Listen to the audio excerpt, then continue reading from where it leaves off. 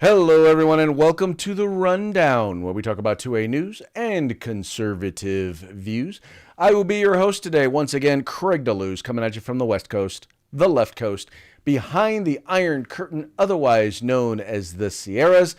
And I will be doing the program by myself today, as my good friend Mike, well, he's dealing with some technical difficulties over there in Florida. Gators and all seem to have chomped away at the internet lines, but that's okay because I'm here. Don't worry. There is plenty of news and fun stuff to talk about. But the great part is that you guys are here. So as long as you're here, we can communicate, we can converse. Just do us a favor. Just drop a message in however you're watching the program. If you're watching us live, all you got to do is just drop something in there and a message in there, and I'll be kind of checking it from time to time. And then we'll let the folks know what you think, not just what I think. But we'll give them an opportunity to hear what you have to say as well. Now, before we get into today's program, let's make sure that we give a shout out to our sponsors. We're going to start off with our good friends over at Hitman Industries. That's Hitman Industries. If you've bought a barrel in the last 5 to 7 years, chances are you already have one of their barrels. I mean, if you already bought an AR, chances are you already have one of their barrels. But if you haven't, you know what? Can't think of a better time for you to do it than now. Trust me, they have pistol barrels, they have rifle barrels, whatever you're looking for, they have it there. So do them a favor, do yourself a favor. All you got to do is go to hitmanindustries.net. That's hitmanindustries.net, and go and look and see. And I promise, you'll see some stuff there that you like. Also, the California Republican Assembly, as I like to call them, the Republican wing of the Republican Party here in the state of California. For those of you who are enjoying the idea that we now have a Republican majority in the House of Representatives, that is in no small part to the work done by conservatives like the California Republican Assembly here in the state of California, also working very hard to take over school boards as well. So, folks, these are the folks who are not just getting people who have an R after their name, but supporting people who support the very same values that we support, you folks as supporters and viewers of this program. So check them out. If you're in the state of California, please become a member. If you're not in the state of California, I'll bet you know someone who is. Share the link to their website, cragop.org. That's cragop.org. Share that link with them and encourage them to become members. Folks, it's really inexpensive. $35 a year. That's all it takes to become a member of CRA. So go ahead and do that. Also want to encourage you, please go to hogholsters.com. It's hogholsters.com. The best concealed carry holsters out there, custom made. They have, no matter what firearm or what setup you have, trust me, they've got a holster for you. All you got to do is go to hogholsters.com, find the holster that you want, the configuration that you're looking for, and when you check it out, make sure you type in the rundown in all caps. That's your discount code. Make sure you get your discount. And finally, I want to encourage you to please visit, that was easy for me to say, uscombatgear.com. It's uscombatgear.com. The owners of this company, once again, it's veteran-owned, veteran-operated. Whatever you are looking for in terms of tactical gear, whether you're looking for eyewear, whether you're looking for helmets, whether you're looking for vests, whether you're looking for pants, shoes, boots, whatever, they've got it there. So go there, check it out, and trust me, not only do they have quality products, but they're all at a reasonable price. Make sure you visit them at uscombatgear.com. All right, let's go ahead and get into today's news. The first story has to do with Twitter dump part 2. Twitter data dump part 2. So this time, instead of going with Matt Taibbi, Mr. Elon Musk decided he was going to allow these files to go to Barry Weiss. Now, Barry Weiss is a former New York Times columnist, and he's former for a reason, because he's a person who really wasn't interested in all the censorship that was taking place over there at the New York Times. New York Times is one of those groups that really don't want to report the news. What they would much rather do is push left-wing propaganda. Yeah, that's what their focus is there over there at the New York Times. As if you guys didn't already know. Trust me, if you pay attention to this show, you know that we know that they are all about the propaganda. That is their goal. That's exactly what they're trying to do. All right. So moving right along. So if you look down here and you go through this piece, and by the way, in case you haven't noticed, once again, this piece is over there at the Hill, so you can actually go and read it all for yourself. Largely, what they were talking about in this particular piece had to do with blacklists, right? In other words, these are the lists of people who are being pushed there over at Twitter, and the whole goal behind it was to make sure that their information didn't get out. Now, these weren't necessarily the people who were. They weren't necessarily saying, okay, well, we're going to take your account, but they were basically making sure that their accounts weren't amplified. Folks like Dan Bongino, folks like Charlie Kirk, who's the head of Turning Point USA, which, by the way, is doing a phenomenal job of motivating, getting young people involved in the conservative movement. But here's the thing. So the way in which they do these things is, as you know, you don't just get random tweets. In other words, it's not just random what comes across your feed.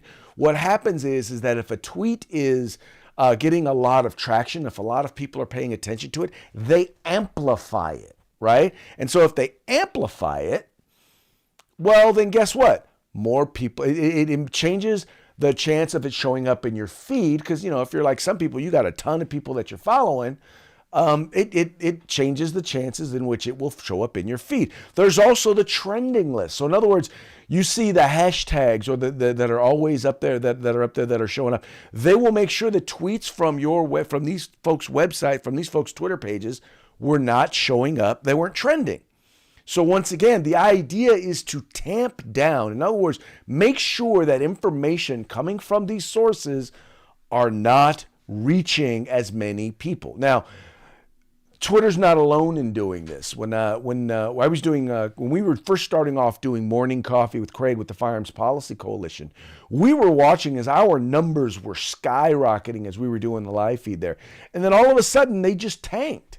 And even still to this day, whether it's doing the rundown or it's doing Coffee with Craig, or if I'm doing one of my other programs, there are a number of people who I know follow me and I know follow the program. And they tell me, yeah, I don't get the alerts when your show goes off, right? And I'm not saying I'm asking them or I'm even telling them about the program. They're just volunteering. They say, hey, why don't I get these alerts anymore? And that, once again, is because it's being tamped down.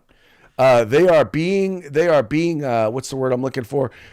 They are going out of their way to make sure that these folks do not have access. They don't have the ability to see, or they reduce the ability of individuals, of people who are just open and looking and interested in seeing stuff. Yeah, they're making sure that you guys don't get a chance to see it. So anyway, if you want to go, you want to check those out. I'm sure that those are go there. The article is over at the Hill, but I think they also have here a link. They also have there on that thing, they have a link to the Twitter thread. And you know what I think Elon Musk is trying to do with this? Now keep in mind, neither Matt Taibbi nor Barry Weiss are conservatives, right? These are guys who have traditionally been writing. They are very either down the middle or to the left, right? Depending on whatever the issue is. But they've always had intellectual integrity. They've always been honest. They've always put all the information out there. So these are guys who he's recognized have integrity in the media. So he didn't want to just dump it all out there because it's probably a bunch of stuff. He wanted people to be able to go through it, people to be able to analyze it and put it in proper order and context. And that's what these folks are doing. And trust me, as Republicans are looking to take over the House of Representatives, in particular, because a lot of this was the result of visits from the Biden administration, because a lot of this is coordination with Democrat campaigns, that's where a lot of this concern is. Because even if let me clarify, even if it's a campaign, then you're talking about affecting an election. But if you start talking about working with a government entity, meaning working with a legislative committee, or working with a department within the U.S. government, now you're talking about the violation. You're talking about free speech violation by proxy. In other words, the government coordinating with a private entity to to take away the free speech rights of individuals. Before I get on to my next topic, I want to reach out to a buddy of mine, good friend from Juan Crespi. All right, Juan Crespi, by the way, Chris Williams. By the way, it's no longer Juan Crespi. They don't even call it, I forget what they call it, but they don't even call it Juan Crespi anymore. But that was the junior high school. By the way, they don't even call them junior high schools anymore, do they? The middle school that we went to. So making a long lost connection. Chris, thank you so much for tuning in to the program and for commenting. Do us a favor, let us know what you think, if there's any other things you'd like to share, about your thoughts on what's going on. All right, let's move on to the next item on the agenda. For those of you who have been in prayer and vigil for Brittany Grimes, the WNBA star who was arrested and sent to a Russian penal or gulag there in Russia for possessing vape canisters that had marijuana in them. She has been released. You know that she was traded for a arms dealer, a Russian arms dealer named Victor Bout. Let's just say that there are some concerns. And by the way, he is, at one point, he's basically, they considered him to be one of the, if not the most dangerous man in the world. Subject of a character, or at least had a character modeled out, or not modeled after him.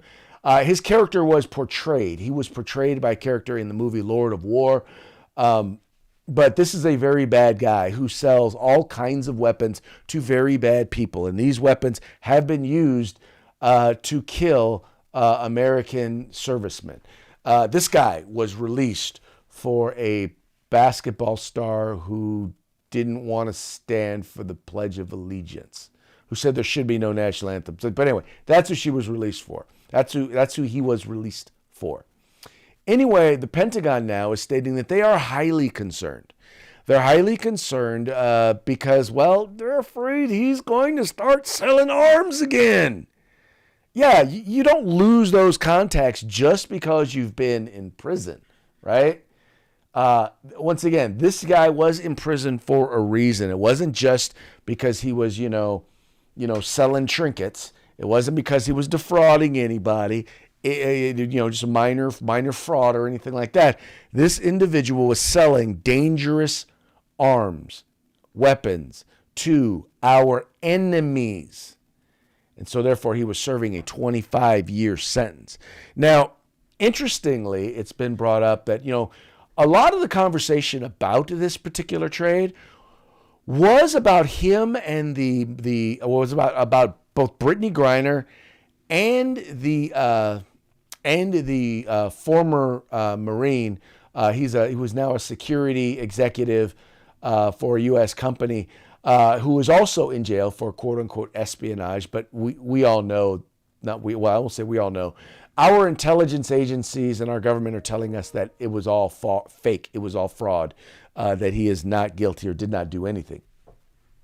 Okay, we'll take their word. But I'm thinking, anyway, so any discussions were about those two being released in exchange for him. And they said, nope, not willing to do it. Not willing to do it at all. In fact, they're saying the only deal, they had at one time offered to do a direct switch for those two, right? But the U.S. government said no. And now they're saying, we'll only do it for Brittany Griner. We won't do it for both of them. And so that's what wanted to happen. And they're basically saying, that's the best deal that we could get. So in other words, what they're saying is, by the way, just because it's the best deal that you can get doesn't mean that it's a good deal, right? If someone tries to sell me a Yugo for $10,000 and it's the only car that's available, right? Doesn't mean that Yugo is worth $10,000. In fact, you and I both know it's probably worth about $10. Even though now it's not quite old enough to be a classic, but you and I both know, it ain't worth all that money. And in this particular case, you have to ask yourself, is it worth it to allow someone that the Pentagon, right, our military leaders believe is letting a guy who we know, chances are he's going to go back and he's going to start selling arms to our enemies. Is that the sort of, do we really want to trade him for a pot-smoking for a pot-smoking basketball player? And by the way, I'm not saying that it wasn't trumped up. I'm not saying that she should have been in jail or sentenced for as long as she should have. Most definitely not. This has nothing to do with whether or not she should have been locked up or should have been sentenced to go to a gulag. That's not what this has nothing to do with that. This has to do with, was this a good deal? Was this a deal that made sense? Did we get like for like? And I think it's very easy to look at this solution or look at the outcome of this and say, no, we did not. America got hosed again. And by the way, that seems to be the way in which it goes for, whenever a Democrat is doing deals like this. Look at Bo Bergdahl, right? Here's a guy who was a deserter, and we traded him for some enemy combatants who went right back out onto the battlefield, right? They went right back out onto the battlefield, and so we traded someone who we knew. We traded someone we knew was a traitor, who we knew. What's the word I'm looking for? We knew he left his post, right? Abandoned his post. That's the word I'm looking for. We know he abandoned his post. Right? And we know he abandoned his post and left people vulnerable. He put people at risk because there were people who got injured looking for him, thinking that he had gotten taken. Right? Servicemen got injured. They put their lives on the line to try and find him. And turns out, once again, he had just wandered off because, he wasn't down with doing that anymore. Anyway, so yeah, liberals tend to have a history of making bad deals when it comes to stuff like this. And it is once again it is a very, very bad deal for the United States, bad deal for national security. But that's kind of how Democrats roll. All right, moving right along. There was a big announcement today. And it has to do with prisons and prison closings here in California. Now, the state of California has recently closed 3 prisons, right? Now, the reason that they're citing that they're closing these prisons is because, well, we've got less people we have less inmates, right? We have less people who are committing crimes, fewer people who are winding up in jail. Well, folks, there's a little bit of a problem with that. See, what they fail to mention in this is that the state of California is experiencing a major spike in crime. Its crime had already been going up prior to COVID. Had already been inching up because of our smart on crime policies, the ones that were initiated originally by our current vice president, former senator, and once attorney general here in the state of California. And when I say smart on crime, I basically mean we're going to decriminalize crime. We're going to take dangerous criminals and we're going to send them to the county jails, right? And then we're going to take the criminals that are in the county jails and we're going to let them back out on the street. So what's happening here is, no one's wondering where are all these criminals going? Well, let me tell you where they're going. Here's what's happening. So first thing they're doing is they're taking crimes that were felonies and they're turning them into misdemeanors. And then they're taking the people who are convicted of those crimes, whether they are violent or not. Some of them they're releasing into the streets because of COVID and, because there are certain crimes like witness intimidation or threatening a witness, things like certain forms of domestic violence, certain forms of arson. There are a lot of things, quite frankly, that to you and I, when you hear the crime, you would think, well, that's a violent crime, but not to the leadership of the state of California, the California legislature, or our governor, Gavin Mussolini. No, it's not considered violent to them, but I digress. So anyway, they send them to county prisons. Now, or county jails. And there's a difference. If you are sentenced to more than a year, right, you're going to go to a prison. A prison is built, number one, it's built for long-term stays. There are things like rehabilitation programs and things like that, things that can help prepare an inmate for life after prison. These folks, a lot of them, a whole bunch of them, are being sent to county jails. County jails are meant for under a year. They're not meant for long-term. They're not meant for things like rehabilitation. They don't have the facilities nor the personnel to handle these dangerous criminals. And so what you're also seeing the exact same thing happen there. You're seeing a lot of criminals being let out on the streets. So now criminals are being let out on the streets.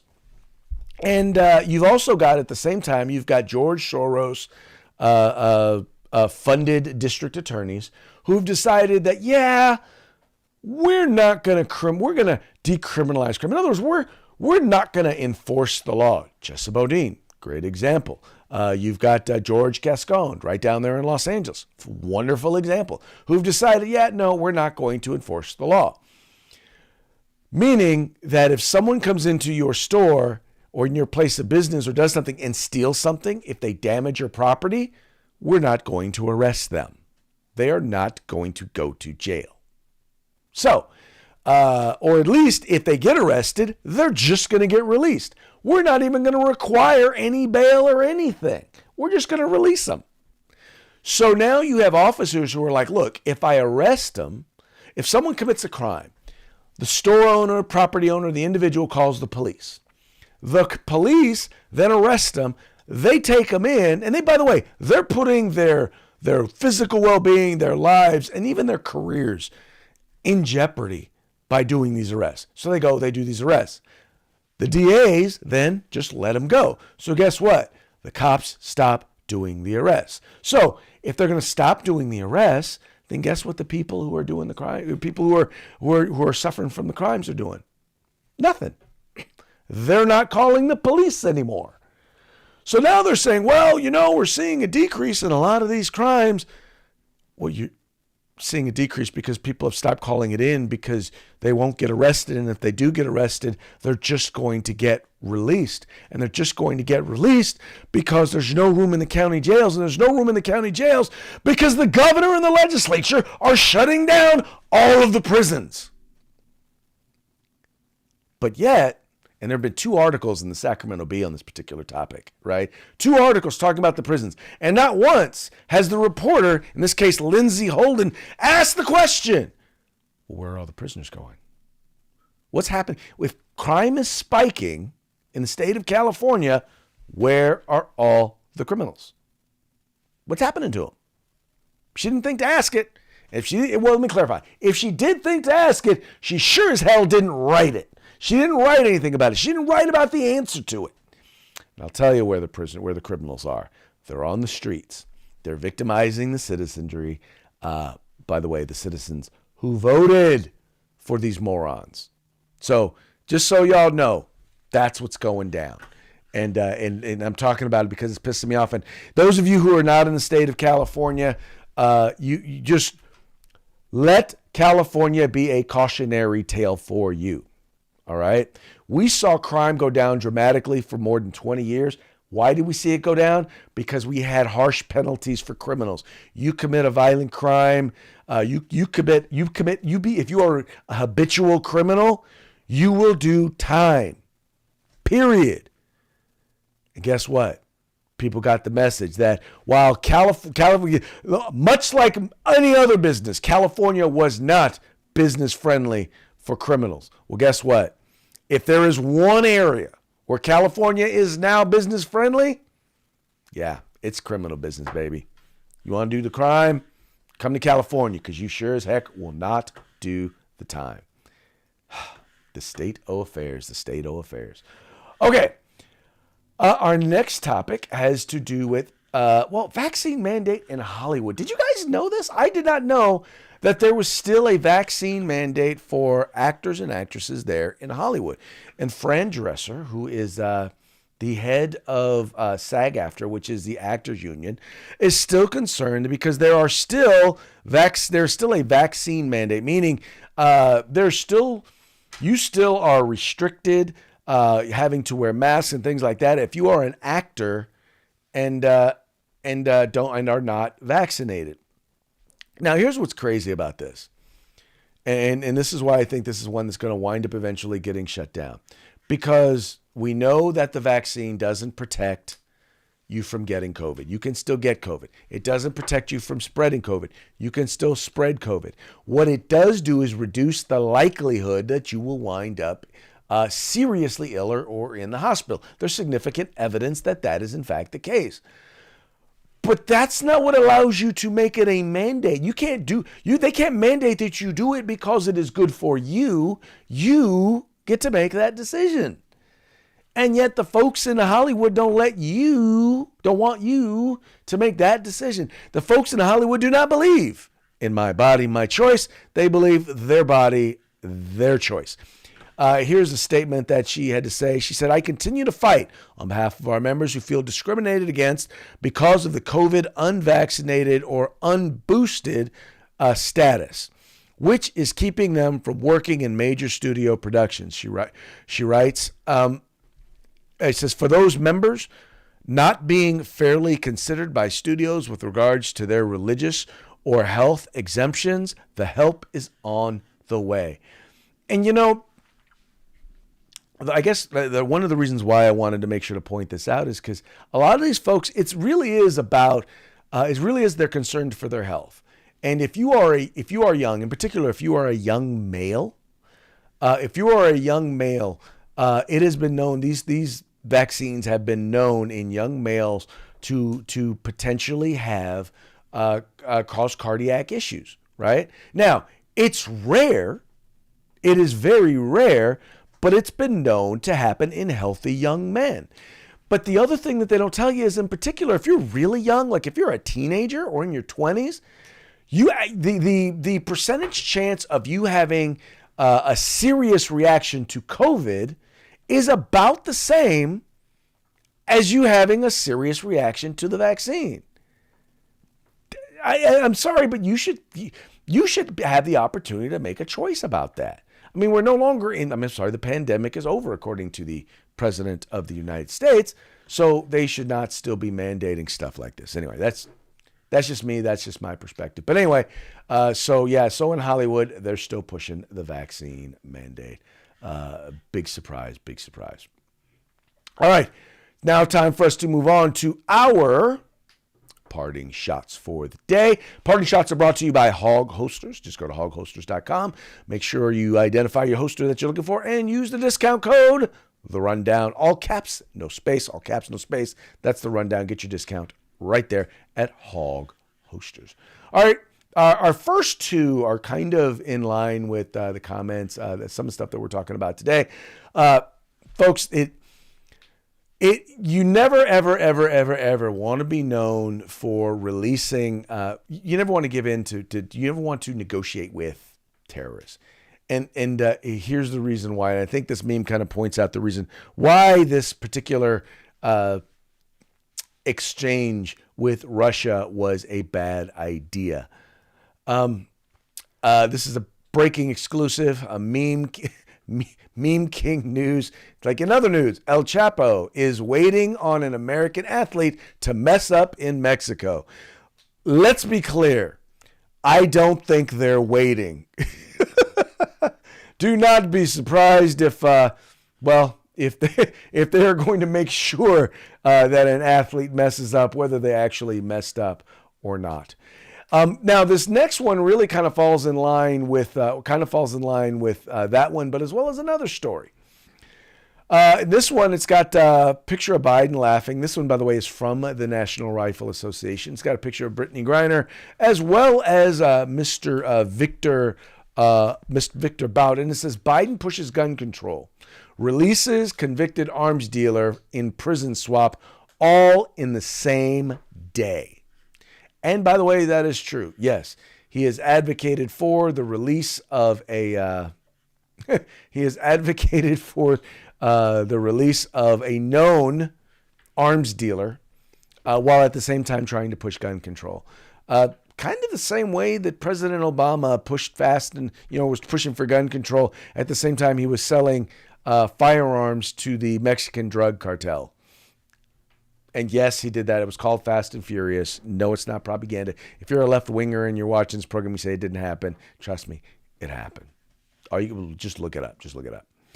And then finally, and this one is, once again, I'm telling all my folks here from the state of California, the state of California is actually in the process of deciding exactly what reparations to be paid by the state of California will look like to go to Black Californians who are the descendants of former slaves. Now, for those of you who are unaware, the state of California was never a slave state. We never had slavery in the state of California, which then begs the question. And in this particular meme, you've got the state of California, and then you've got a family, a white family, and then you've got a young lady who is of African-American descent.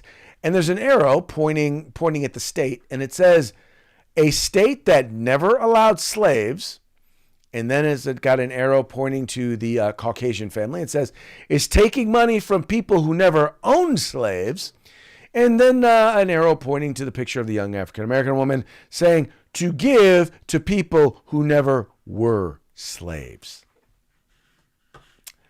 I think that kind of sums it up. I think that kind of sums it all up right there. I don't know what else to tell you, folks, but I think that kind of does it. In any case, that's going to be it for today. Very much appreciate you guys tuning in. Oh, wait, before we go, once again, shout out to our sponsors. Please make sure to visit the folks over at Hitman Industries. It's Hitman Industries, great place to go and get your rifle and pistol barrels, hitmanindustries.net. The California Republican Assembly. Ronald Reagan referred to them as the conscience of the Republican Party. Check them out at cragop.org. Hog Holsters. Find them at hogholsters.com. Make sure to use the discount code The Rundown. All caps, no spaces. And finally, if you're looking for a tactical gear, make sure to go to ustacticalgear.com. All right, now is the time for us to tune out. We want to thank you guys for tuning in, for supporting us. We want to thank you for liking and sharing the program and sharing us with your friends. We will be back on Monday, fun day, gun day with a lot of fun, and we'll be back with Mikey as well. Anyway, you guys take care. Enjoy the weekend, and we'll see you on Monday.